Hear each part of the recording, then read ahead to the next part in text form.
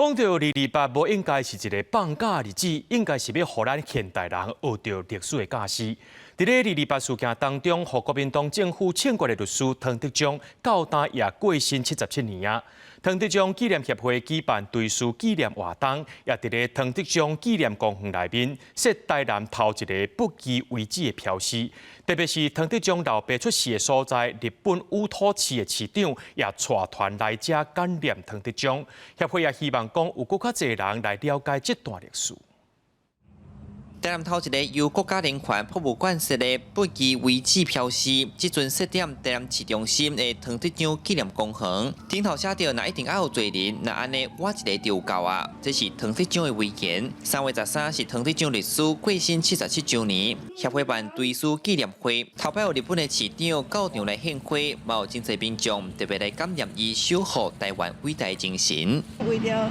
真侪少年朋友挺身而出，牺牲家己。这种的精神是，不管是伫什么时代，拢是咱台湾人上最需要的。捌有朋友甲我讲228是去骗人的，我心内足愤慨的。已经参加这场是第3场啊，希望大家让知影228的事件是真的，唔是假的。因为余土逝是唐德宗的爸爸的板井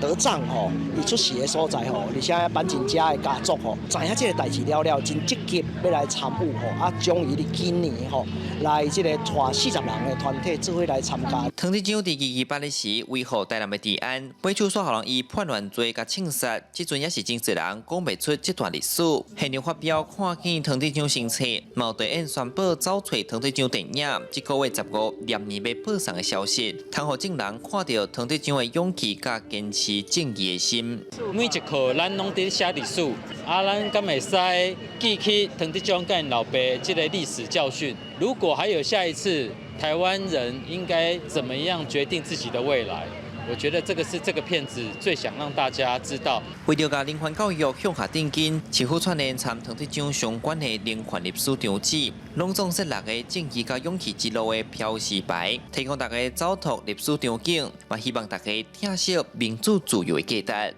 记者李上台南采访报道。